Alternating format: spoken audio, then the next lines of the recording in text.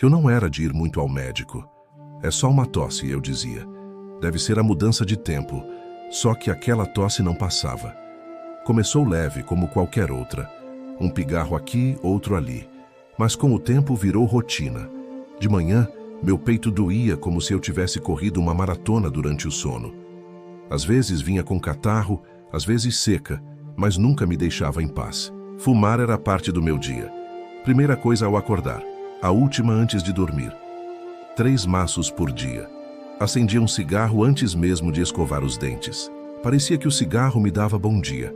E eu achava isso normal, como se fosse um ritual de sobrevivência.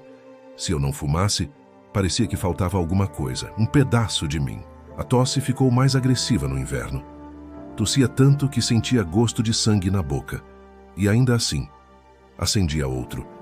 Era como se meu corpo gritasse, mas minha mente estivesse algemada ao vício. Um dia tossi tão forte no metrô que quase desmaiei. As pessoas me olharam assustadas. Um senhor se afastou, cobrindo o rosto com o braço. Uma mulher puxou o filho pelo braço e mudou de assento. Eu ri. Calma, não é Covid. Mas por dentro, eu sabia. Algo estava muito errado. Mesmo assim, fui adiando. Semana que vem eu vou ao médico. Semana que vem virava mês. E o mês virava ano. Até que veio a primeira noite de terror. Acordei sufocando. Deitado não conseguia respirar. Meu peito queimava e meus pulmões pareciam afundar em concreto. Tentei tossir, mas o som não saía. Me arrastei até a cozinha, tremendo, e me agarrei à pia. Lágrimas escorriam, não de emoção, mas de pânico. A sensação era uma só. Vou morrer. Mas eu não morri. E isso talvez tenha sido o pior, porque sobreviver me deu a falsa ideia de que estava tudo bem, que era só mais um susto. A consulta médica só veio meses depois. Quando entrei no consultório e contei o que sentia, o clínico me olhou sério e disse: "Você tem 45 anos, mas seus pulmões parecem os de um idoso de 80. Precisa parar de fumar. Agora." Naquele momento não senti medo. Senti raiva. Raiva de mim mesmo, por ignorar os sinais, por brincar com a sorte, por achar que doenças respiratórias só aconteciam com os outros. Fui encaminhado para um pneumologista. O raio-x do tórax veio com manchas escuras. O médico olhou e disse: "Você ainda tem uma chance, mas precisa querer." Eu queria, mas será que conseguia? Aquela foi a primeira vez que vi a morte de perto. Não como uma ideia, mas como uma realidade possível. Me dei conta de que fumar não era só um hábito, era uma bomba relógio. E o pior, eu mesmo estava segurando o detonador.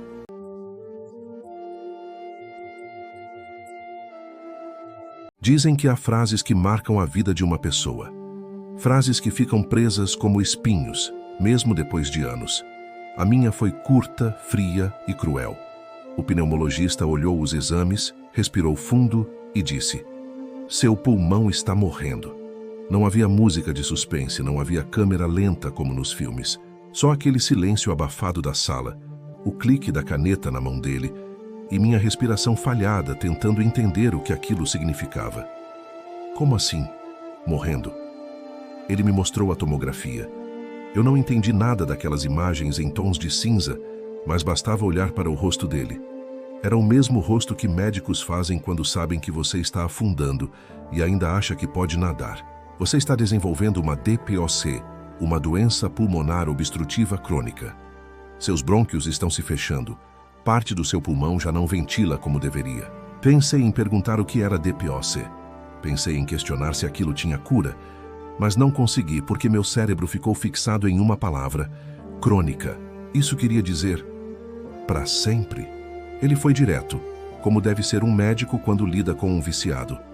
A causa é o cigarro, exclusivamente o cigarro. Senti raiva.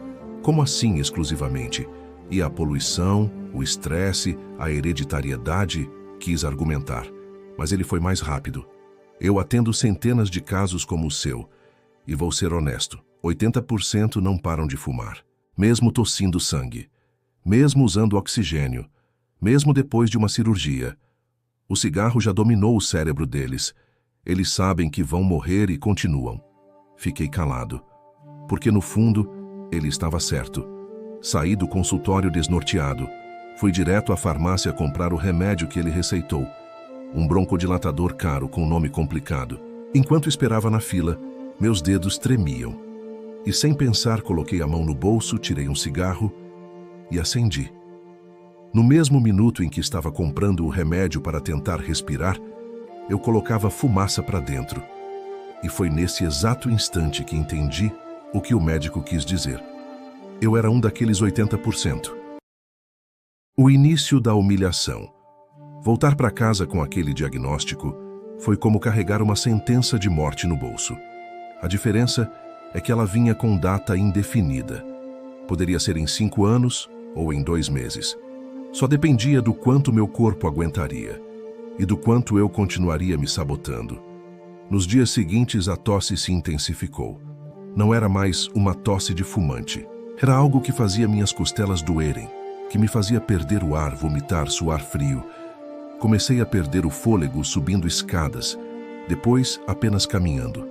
Em pouco tempo, atividades simples como tomar banho ou trocar de roupa viraram maratonas. Eu já não vivia. Eu sobrevivia entre crises de falta de ar. A parte mais humilhante foi precisar de ajuda. Eu, que sempre fui independente, precisei que minha filha segurasse meu braço para eu ir ao banheiro. Minha mulher chorava escondido no quarto, achando que eu não ouvia. Mas eu ouvia. E aquilo doía mais que o peito. Passei a carregar um inalador no bolso como quem carrega uma arma de emergência. Dormia mal, acordava ofegante. Tinha medo de morrer dormindo. Ou pior, medo de não morrer e acordar preso a um tubo de oxigênio. E mesmo assim, eu fumava. É duro admitir, mas o cigarro ainda vencia. Mesmo com toda essa dor, mesmo tossindo sangue, mesmo vomitando muco amarelado, a nicotina falava mais alto que qualquer alerta de vida. O hospital e o primeiro oxigênio. A crise veio em uma noite quente de verão. Estava sozinho em casa. Comecei a suar, tremer, tossir como um cão afogado. Me ajoelhei no chão. Meus pulmões pareciam encolher, como se estivessem se desligando de mim. Peguei o celular, tentei discar para emergência, mas não consegui nem falar. Quando acordei, estava na maca do pronto-socorro. Máscara de oxigênio. Soro no braço, monitor apitando. E o médico dizendo: chegou com saturação em 78. Se tivesse demorado mais 10 minutos, talvez não estivesse aqui. Olhei em volta. Outros 2 pacientes tossiam ao meu lado, também com cilindros de oxigênio. Um deles tinha uma bolsa de colostomia presa à cintura. Outro, uma traqueostomia. O enfermeiro se aproximou e disse: mais um que o cigarro quase levou. Fechei os olhos, e naquele momento algo dentro de mim mudou. Não foi a culpa, não foi o medo, foi o nojo. Nojo de ter permitido que uma indústria me colocasse ali. Nojo de mim mesmo, por ter ignorado todos os sinais. E, finalmente, um sentimento novo: fúria.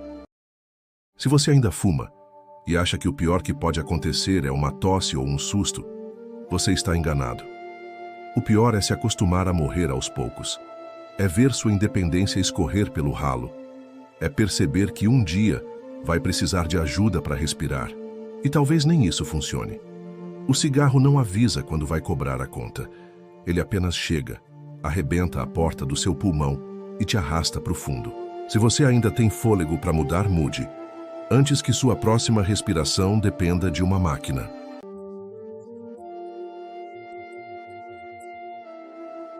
Acordei, mas não sabia se era dia ou noite. Tudo era branco demais, silencioso demais, frio demais. Por um instante achei que estivesse morto, mas os apitos das máquinas logo me convenceram do contrário. Tentei me mexer e senti um tubo enfiado na minha garganta. O ar que deveria ser meu estava sendo empurrado por uma máquina. Foi nesse momento que entendi. Eu estava na UTI. Tive a vaga lembrança de sirenes, mãos me sacudindo, uma máscara no rosto, vozes dizendo meu nome. Depois, o apagão. Acordar ali foi como ser arrancado à força da negação.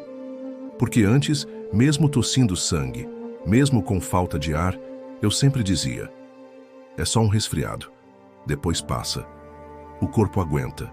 Mas ali, deitado numa cama que parecia não ter fim, cercado por tubos, monitores e o cheiro metálico da sobrevivência, Eu finalmente entendi o que estava acontecendo.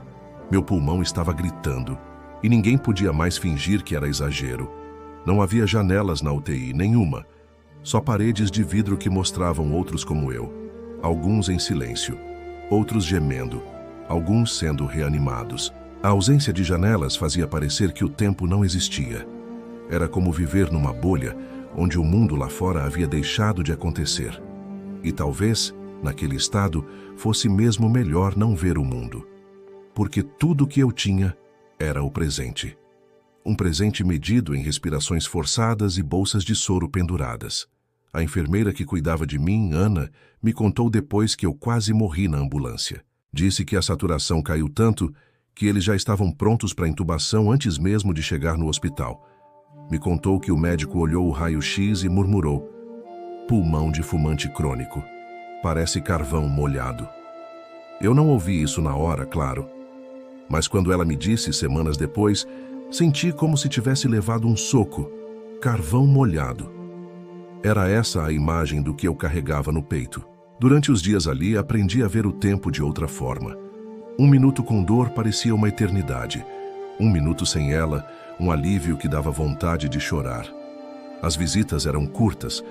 Minha filha entrou um dia usando aquele jaleco descartável, touca e máscara. Só os olhos dela estavam à mostra. Mas eu reconheceria aquele olhar em qualquer lugar. Ela me viu, abriu um sorriso com os olhos, e os olhos dela marejaram. Eu também chorei, sem som, sem voz, apenas as lágrimas escorrendo pelas laterais da cabeça. E ela disse baixinho, antes de sair: pai, você vai sair dessa.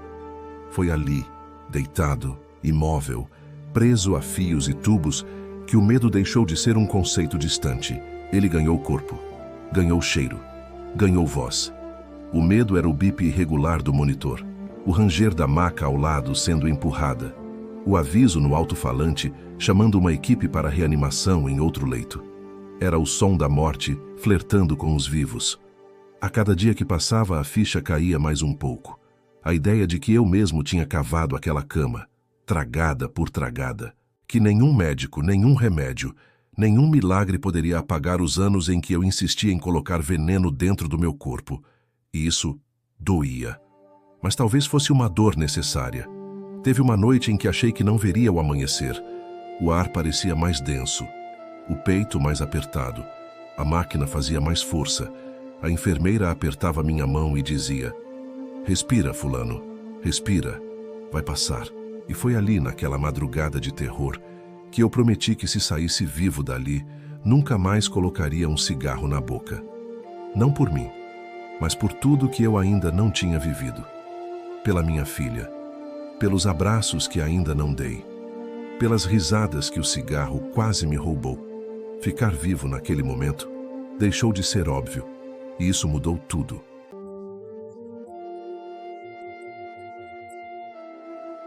Acordei com a garganta rasgando. Não era dor comum. Era como se um pedaço de metal estivesse empurrado dentro de mim, forçando passagem entre as cordas vocais, queimando tudo por onde encostava. Tentei engolir e não consegui. Tentei gritar, mas nenhum som saiu. Foi aí que percebi. Eu estava entubado. E pior, eu estava acordado. Meu corpo não me obedecia. Meus olhos conseguiam se mover, mas com esforço. Tudo o mais parecia preso numa carcaça inerte, desconectado de qualquer vontade. O tubo na garganta descia até meus pulmões, e uma máquina fazia o trabalho que antes era meu. Inspirar, expirar. Ritmado preciso e profundamente impessoal. Eu não era mais eu. Eu era um corpo sustentado por tecnologia. E eu sabia disso. Estava lúcido, plenamente consciente e em absoluto pânico. A saliva se acumulava, mas eu não conseguia engolir. O ar entrava como um golpe frio mecânico, empurrando o pulmão contra a parede da dor. Eu sentia o peso da respiração. Cada ciclo era um lembrete de que, sozinho, eu não duraria segundos. Comecei a chorar, mas nem isso era possível por completo. As lágrimas escorriam, mas o rosto não tremia. Nenhum soluço, nenhum suspiro. Eu chorei calado, engolindo o desespero. Ouvi vozes ao fundo, médicas, distantes, técnicas, Um monitor apitava com ritmo de relógio. Tentei mover a mão, sinalizar algo, mas até isso me foi negado. Estava amarrado? Sedado demais? Ou só fraco demais? A dúvida virou angústia. O tempo perdeu forma. Minutos pareciam horas. Horas pareciam dias. Na minha cabeça, começaram a se formar perguntas que ninguém podia ouvir. Por quanto tempo vou ficar assim? Eles sabem que eu estou acordado? Isso é para sempre? Era como estar enterrado vivo, mas com o oxigênio sendo entregue sob pressão. Era um pesadelo em tempo real. Eu queria gritar, implorar, escrever algo, qualquer coisa. Mas o tubo atravessava minha dignidade como uma espada cega. A dor não era só física, era existencial. Eu tinha sido reduzido ao básico: sobreviver. Tudo o que me fazia humano, fala, movimento, expressão, havia sumido. Em um momento vi alguém se aproximar. A voz suave disse meu nome. A enfermeira notou meu olhar fixo e dilatado. Disse que eu estava seguro, que tudo estava sob controle. Mentira. Nada estava sob controle. Dentro de mim, o caos era absoluto. Mas aquele momento de contato humano, por mais breve que fosse, me manteve vivo. A consciência de que alguém me enxergava me ancorou. Eu não era só uma máquina monitorada. Ainda existia uma parte de mim ali, resistindo. Com o tempo, horas, talvez dias, os sedativos mudaram. Lembro de uma espécie de torpor que chegou depois. Uma névoa mental me envolveu. As lembranças se embaralharam. Entre delírios e sonhos confusos, comecei a esquecer onde estava. Mas o trauma da lucidez não passou. Ficou cravado. A lembrança do tubo, do som da máquina, do terror absoluto de estar acordado, mas sem voz, sem liberdade, sem fuga. Quando, enfim, me tiraram a ventilação, foi como nascer de novo, mas nascer no cansaço. Minha garganta sangrava por dentro. A tosse vinha como uma explosão e cada respiração doía. Eu sentia que tinha saído do inferno, mas não como um herói. Saí como um sobrevivente fraturado. Nunca mais olhei para o cigarro da mesma forma. Ele tinha me levado até aquele tubo, até aquela máquina, até aquela prisão invisível. E diferente das grades de ferro, essa prisão era feita de carne, silêncio e medo. Entender isso foi o começo de uma nova consciência. O cigarro não estava me matando devagar. Ele já tinha me matado por dentro. Eu só não tinha percebido ainda.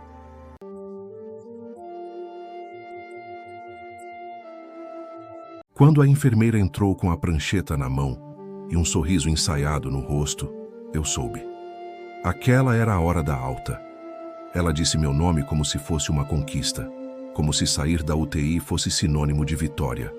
Mas tudo que eu sentia era medo. Um medo silencioso de quem entende que estar vivo é diferente de estar bem. Eu não conseguia me levantar sem ajuda. O oxigênio ainda era um fio constante no meu nariz, e o simples ato de tossir me lembrava de tudo, dos tubos, das noites sem janelas, das alucinações e do som do monitor apitando sempre que minha respiração falhava. Voltar para casa foi como ser despejado do inferno direto para o purgatório. Ninguém me esperava na porta com bexigas ou abraços calorosos. Minha esposa estava ali, sim, mas os olhos dela carregavam exaustão e um tipo de tristeza que não cicatriza fácil. O meu quarto, antes refúgio de descanso, agora era um campo de batalha. Travesseiros empilhados para me manter sentado, nebulizador na cabeceira, uma pilha de remédios com nomes que eu mal conseguia pronunciar. E a culpa, aquela maldita culpa que engasga mais do que a tosse, por ter fumado tanto, por ter me destruído tanto, por ter deixado minha família com medo de me perder. As noites foram as piores. O barulho dos carros lá fora não abafava os gritos que ainda ecoavam dentro de mim. Eu acordava suado, ofegante, achando que ainda estava preso àquela cama de hospital. O cheiro do lençol limpo não escondia o odor fantasma da UTI, e mesmo com a porta da varanda escancarada, eu não sentia ar, não o suficiente. Era como se o cigarro ainda estivesse lá, grudado nos meus pulmões, debochando de mim. Ficar em pé por muito tempo era quase um castigo. A escada virou uma montanha intransponível. Tomar banho exigia pausas, como se eu tivesse 90 anos. E cada respiração mais funda vinha acompanhada de um chiado que me lembrava: Você não saiu ileso. Você nunca vai sair ileso. O corpo carrega marcas que o espelho não mostra. E a alma sangra devagar. Os dias seguintes foram um ciclo de frustração. Não podia assistir TV por muito tempo. Não conseguia ler. Não tinha fome. Tive que reaprender a viver com o mínimo. E nesse mínimo veio o vazio. Aquele vazio cruel que o cigarro preenchia. Era nisso que ele enganava. Não era só nicotina. Era silêncio preenchido. Era companhia inventada. Era rotina disfarçada de prazer. Sem ele, restava o buraco. E eu olhava para ele como quem encara um poço fundo demais. Comecei a ter crises de ansiedade. O coração disparava de repente. A respiração encurtava. E minha mente mergulhava em pensamentos obscuros. Eu pensava se não teria sido melhor não ter voltado. Sim, eu pensei nisso. Porque enfrentar o depois é muitas vezes mais cruel que o durante. Não há anestesia para o que vem depois. Não há morfina para a memória do que você se tornou. Minha família tentava ajudar. Eu via o esforço. Minha filha com aquele sorrisinho de canto perguntando se eu queria jogar dominó. Minha esposa me levando o chá, organizando os horários dos remédios. Mas nada preenchia. Eu tinha saído da UTI, mas a UTI não tinha saído de mim. Estava dentro, impregnada em cada parte do meu ser. E junto com ela, o trauma. A certeza de que aquilo tudo foi causado por mim mesmo. Pela minha escolha, pela minha negligência. Pelos meus anos de arrogância, achando que o cigarro era apenas um vício pequeno, um mal menor. Eu estava enganado. E pagar esse preço, a prestações, é uma das formas mais cruéis de punição.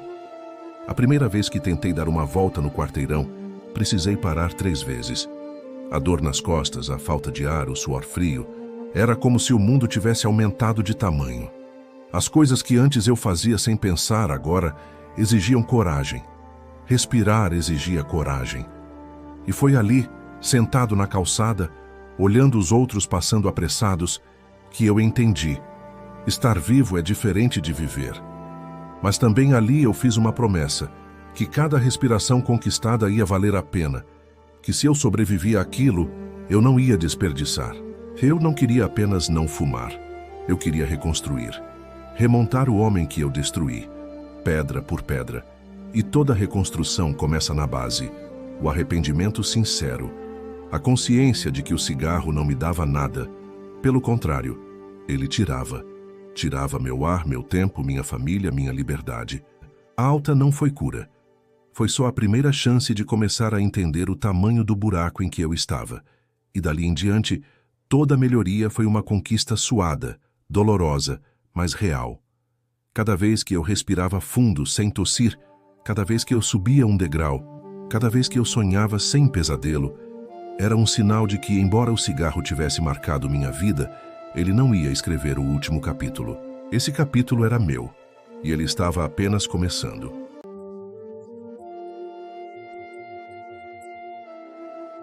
Eu achava que tinha vencido, que sair da UTI e respirar sem ajuda de máquinas era o ponto final de uma história sombria. Mas a vida real não entrega finais felizes com música de superação. Entregar as muletas de oxigênio não foi como se livrar de um acessório. Foi como abrir mão de um salva-vidas em mar aberto. Eu voltava a respirar por conta própria, mas cada respiração trazia a lembrança viva do estrago. O cigarro tinha ido embora, ao menos fisicamente, mas o corpo lembrava. Ele não perdoava, ele cobrava. Acordar pela manhã era um ato de resistência. O ar não entrava como antes, era pesado, irritava. Um simples bocejo se transformava em uma crise de tosse. E tossir agora era como provocar a própria ferida. A cada acesso de tosse meu peito ardia, meus olhos lacrimejavam e a memória voltava.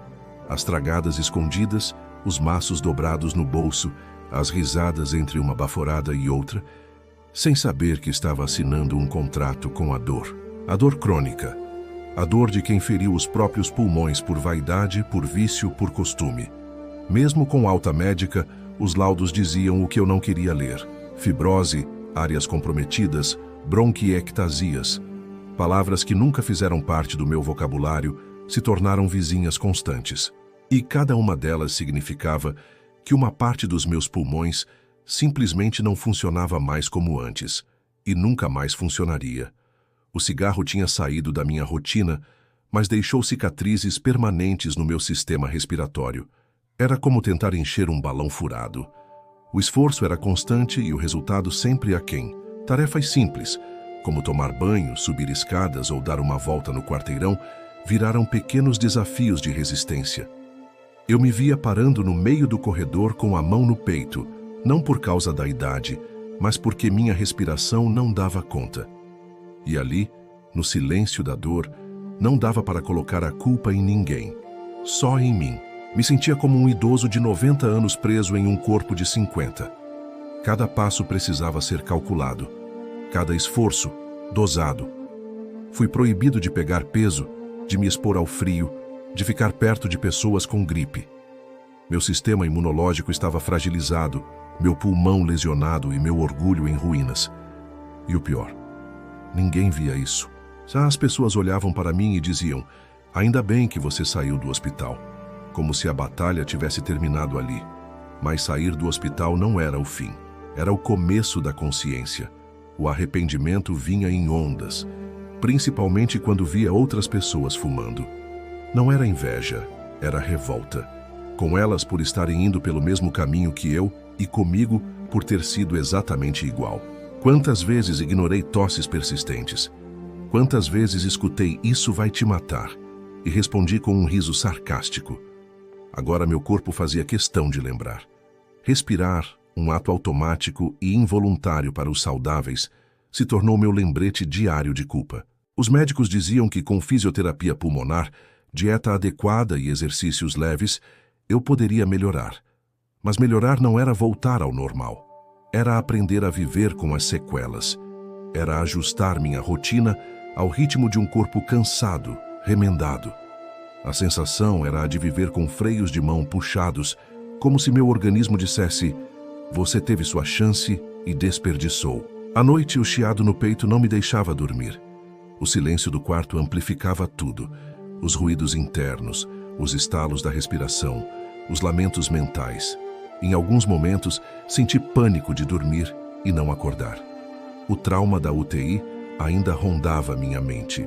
E mesmo quando o sono vinha, ele era entrecortado por sonhos de sufocamento, por memórias borradas de máscaras de oxigênio e vozes distantes de enfermeiros me chamando pelo nome. Comecei a registrar cada pequeno avanço como uma vitória. Consegui subir 2 lances de escada sem parar? Vitória. Tomei banho sem tossir no vapor quente? Vitória. Mas essas vitórias não vinham sem custo. O cansaço era constante. Meus músculos respiratórios pareciam não dar conta. Descobri que existem dores que não aparecem no raio-x. Dores da culpa, da vergonha, do arrependimento, dores emocionais que se manifestam como peso no peito, não metaforicamente, mas literalmente. Voltar ao convívio social também foi estranho. Alguns amigos me olhavam com pena, outros com culpa, muitos com indiferença. Os que fumavam tentavam esconder o cigarro quando me viam, como se isso resolvesse alguma coisa. Ninguém queria conversar sobre o que eu tinha vivido. Talvez por medo, talvez por desconforto, mas dentro de mim a vontade era gritar: isso aqui é o futuro de quem fuma. Vocês estão vendo? Só que a maioria das pessoas não escuta até que seja tarde, como eu. E é aí que a ficha realmente cai. O cigarro não mata de uma vez. Ele mata aos poucos. Primeiro, rouba o fôlego. Depois, tira o sono. Em seguida, vem a tosse, a secreção, o mal-estar, o cansaço. E você nem percebe que está sendo afogado em fumaça até estar deitado em uma cama de hospital, desejando voltar no tempo só para dizer não a um maço qualquer. Hoje, cada respiração que dói é um lembrete cruel, mas necessário. Meu corpo não esquece. O cigarro ficou no passado, mas suas marcas continuam aqui, profundas, registradas em cada célula, em cada raio-x, em cada exalação dolorosa. A luta não é mais contra o vício. A luta é contra o que ele deixou para trás.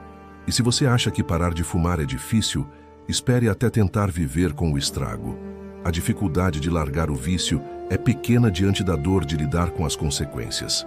Porque quando respirar vira um esforço consciente, tudo o que você deseja é voltar a ser invisível, como antes do cigarro te deixar cicatrizes no pulmão e na alma.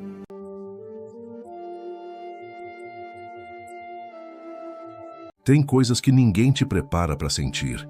Não importa quantas vezes digam que você vai precisar de um tempo, ou que é normal precisar de ajuda depois de tudo.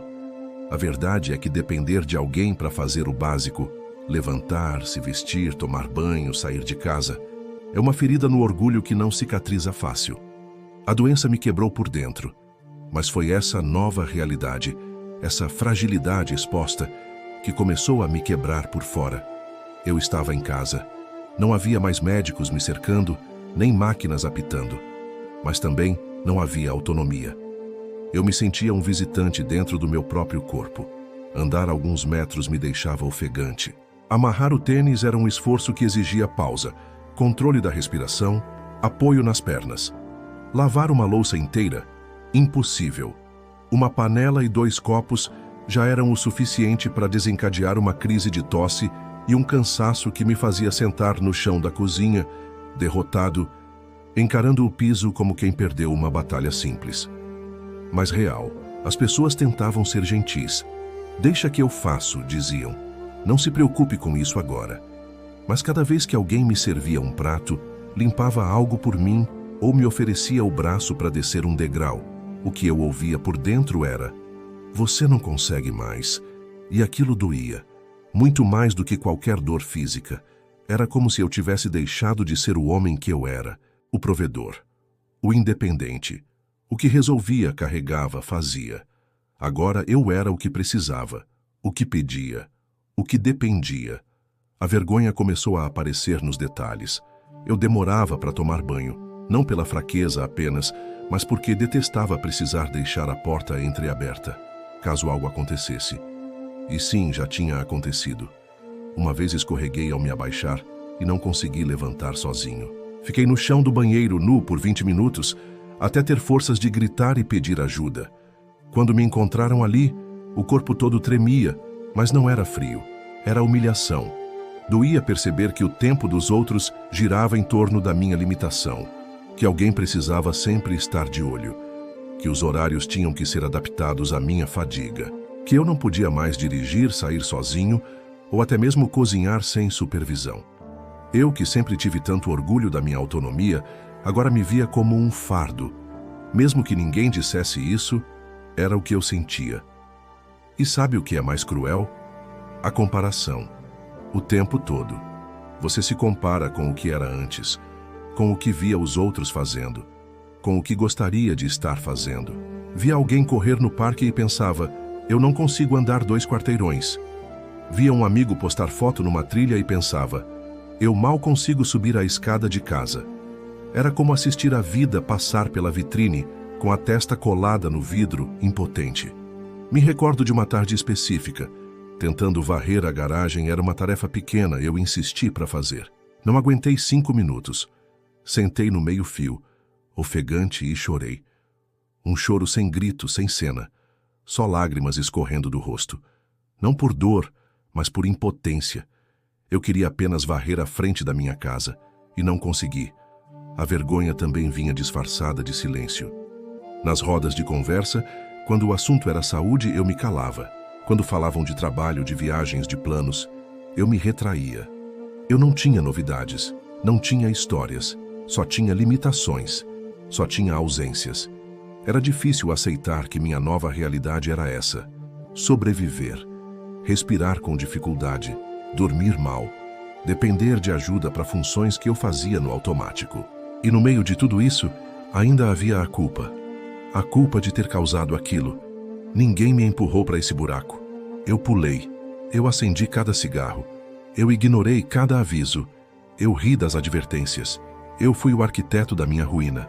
E agora precisava de ajuda para sair da cama. Como explicar isso sem ser engolido pela vergonha? Mesmo o carinho das pessoas próximas me machucava às vezes. Quando diziam que estavam orgulhosos de mim por estar lutando, aquilo soava quase como pena.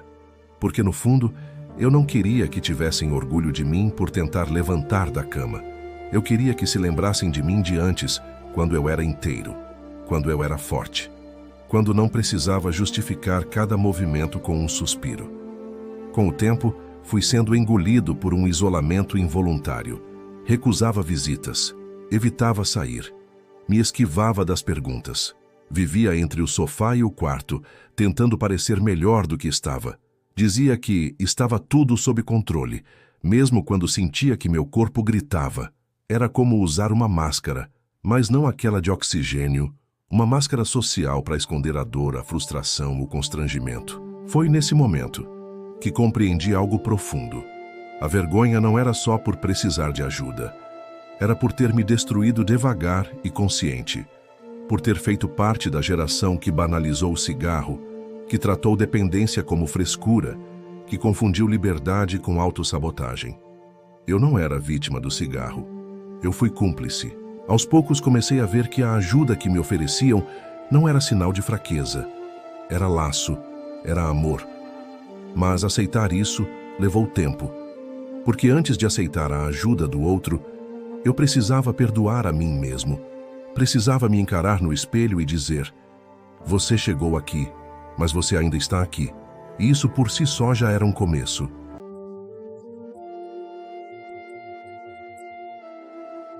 Demorou dias, talvez semanas.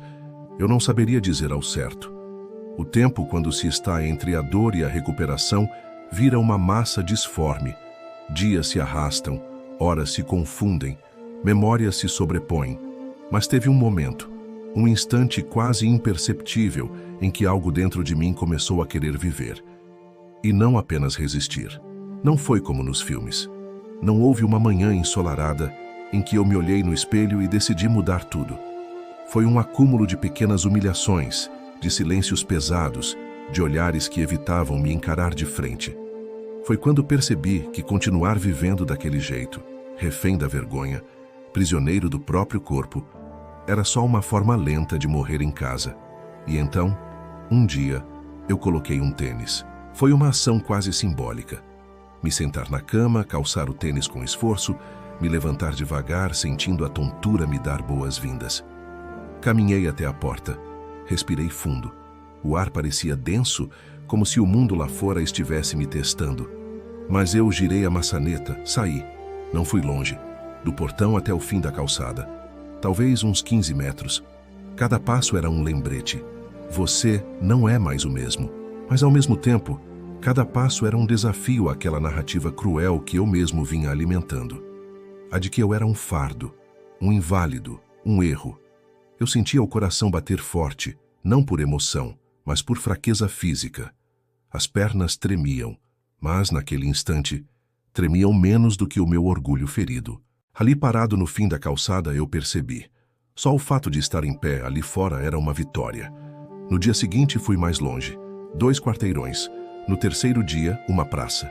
No quarto, sentei num banco e chorei. Não de dor, mas de alívio. Pela primeira vez em meses eu respirava um pouco mais fundo, um pouco mais inteiro.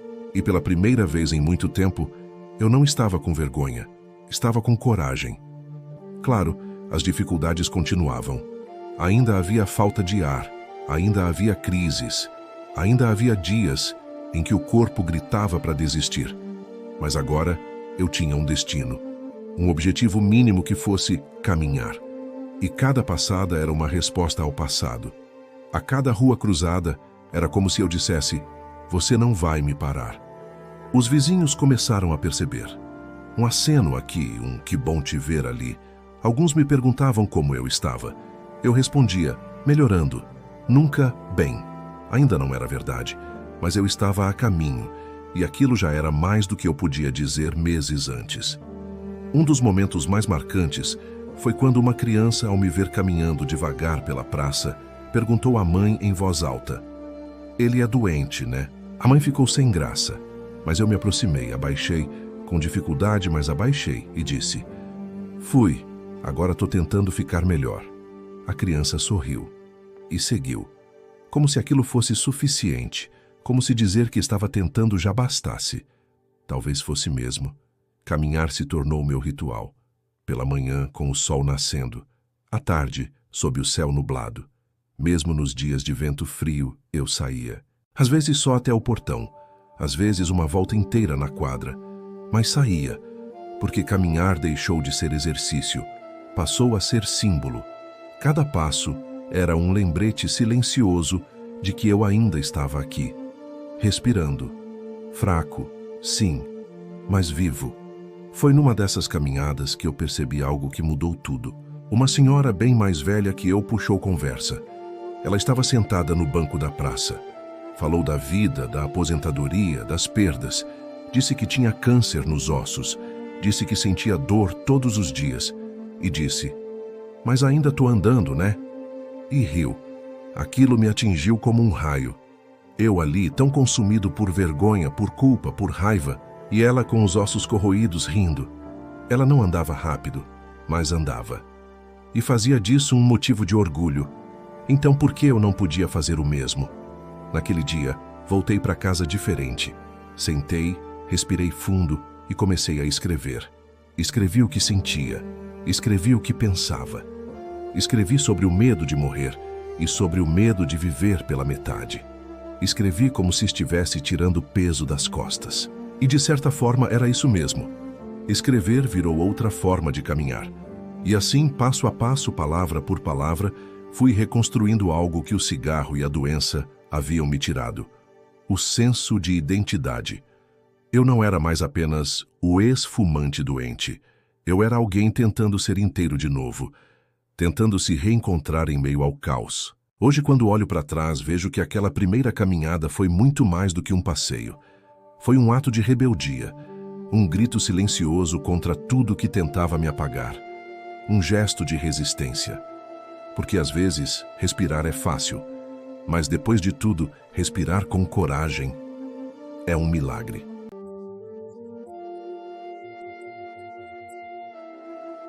O ar ainda doía. Era estranho pensar nisso, mas até respirar se tornara um esforço. Depois de tudo, da UTI, da intubação, dos tubos saindo do meu corpo, do silêncio sufocante dos quartos hospitalares, eu achava que voltar para casa seria sinônimo de paz. Mas ali estava eu diante do espelho, tentando levantar o braço sem sentir uma fisgada nas costelas, tentando dar 3 passos sem ficar tonto, tentando aceitar que, mesmo vivo, eu não era mais o mesmo. A fisioterapia respiratória começou na semana seguinte à alta. O nome parecia algo simples. Exercícios para o pulmão, diziam. Mas ninguém me preparou para o choque de perceber que eu não sabia mais respirar direito. Aquela ação que fazemos cerca de 20.000 vezes por dia, agora me exigia concentração, força e, por incrível que pareça, coragem. Coragem para inspirar, segurar o ar, soltar devagar, mesmo quando tudo dentro do peito gritava por alívio. Eu estava reaprendendo a viver, mas o caminho era humilhante. No primeiro dia, a fisioterapeuta me entregou um aparelho plástico transparente, com bolinhas coloridas dentro. Vamos ver quanto ar você consegue puxar. O resultado? Mal fiz uma das 3 bolinhas subir. Tentei rir para disfarçar, mas tossi em seguida. Uma tosse seca, cortante, que me fez dobrar o corpo sobre os joelhos.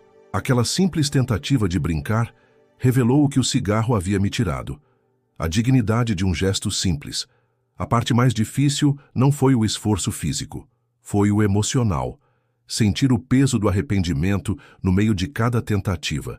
Ouvir o corpo implorar por oxigênio e lembrar de todas as vezes em que, por escolha própria, eu o envenenei. Eu sabia que era inútil me torturar com "e se?", mas era inevitável. E se eu tivesse parado 10 anos antes? E se eu tivesse levado a tosse a sério? E se eu tivesse dado ouvidos ao médico, ao meu filho, àquela ex-namorada que chorava quando eu acendia mais um cigarro? Minha família tentava ajudar, mas às vezes a presença deles só tornava tudo mais difícil. Minha filha, ainda pequena, vinha até mim com os pulmõezinhos limpos e perguntava: "Pai, você ainda tá dodói?" Eu respondia que sim, que estava ficando forte. E ela sorria, mas eu via no olhar da minha esposa o medo de que aquilo tudo pudesse não ser o bastante. E em alguns momentos nem eu sabia se seria. Havia também o grupo de reabilitação pulmonar, pessoas como eu, sobreviventes. cada uma com uma história triste, cada uma com um remorso no bolso.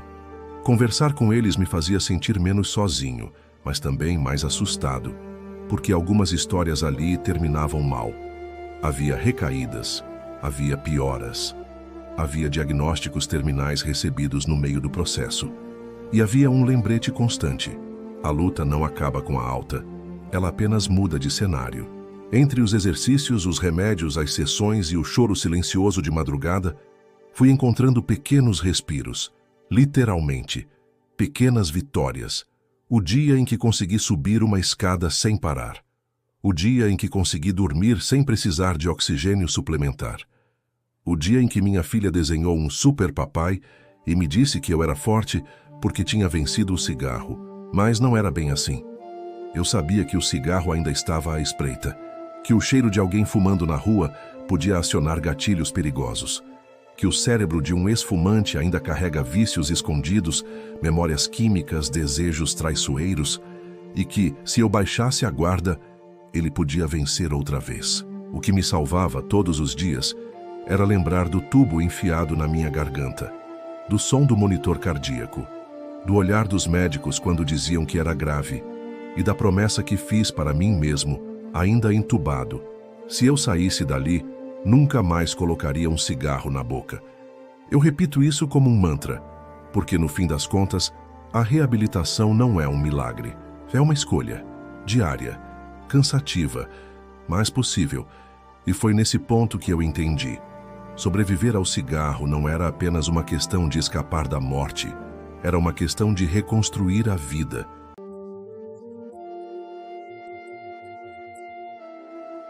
O cheiro de hospital ficou impregnado em mim. Mesmo anos depois da minha última internação, ainda me pego respirando fundo em certos corredores e sentindo aquele aroma ácido e frio que só os hospitais têm. Não é coisa da cabeça, é memória de pulmão. Cada suspiro hoje é um lembrete, não só da dor, mas do milagre. Sobrevivi ao cigarro, mas sobreviver não foi voltar a ser quem eu era. Sobreviver foi aceitar que nunca mais serei o mesmo. Depois da UTI, da intubação, da reabilitação, da primeira caminhada de 3 metros que me deixou exausto como se tivesse subido uma montanha, veio o resto da vida. E o resto da vida é silencioso. Não tem os alarmes do monitor cardíaco, não tem a visita apressada da equipe médica, não tem morfina na veia. Tem apenas você, seu corpo remendado e a consciência pesada de que quase se foi, e que poderia ter sido diferente. Poderia. Eu nunca pensei que viver fosse se tornar uma luta tão literal, que subir escadas seria como correr uma maratona, que tossir ainda me assustaria, que espirrar me faria pensar em hemorragia. Nunca pensei que olhar um maço de cigarros em cima de um balcão me causaria náusea e raiva, e às vezes, confesso, um tipo de saudade perversa, como se aquilo ainda tivesse algum controle sobre mim. O médico foi claro na última consulta. Você recuperou parte da função pulmonar, mas houve perda irreversível. Essa palavra ecoou mais alto do que o diagnóstico original. Irreversível. A juventude foi embora. Os anos fumando me roubaram algo que nem sei nomear. Talvez tenha sido a confiança no meu corpo. Talvez tenha sido o ar. Eu ainda respiro, mas com medo. Ainda vivo, mas com limites. Ainda sonho, mas com freios. Fiquei mais introspectivo depois de tudo. Não que tenha virado um monge, ainda dou risada, ainda converso com amigos, ainda gosto de um bom filme, mas há em mim uma tristeza que nunca me abandona completamente. Um luto pelo que poderia ter sido minha vida se eu tivesse feito uma escolha diferente 10, 15 anos atrás. E isso dói, mas também me salvou. Essa dor me salvou. Foi ela que me impediu de recair quando a abstinência foi cruel. Foi ela que me fez contar minha história para outros. Foi ela que me fez escrever isso. Porque se existe uma chance, mesmo que pequena, de que alguém leia essas palavras e pense 2 vezes antes de acender o próximo cigarro, então essa dor teve um propósito. A vida depois do cigarro é possível. Não é perfeita, não é plena, mas é viva. E viva é melhor do que qualquer tragada. Viva é a única chance de reconstruir algo com os pedaços que restaram. O cigarro não mata só de uma vez. Ele vai arrancando partes de você aos poucos: o ar, o apetite, o sono, a paciência, a energia, a pele, o sorriso. Ele rouba sua liberdade e te vende uma ilusão em troca. Se você ainda tem tempo, pare. E se acha que não tem mais, pare também. Porque enquanto há fôlego, ainda há vida. E enquanto há vida, ainda há escolha.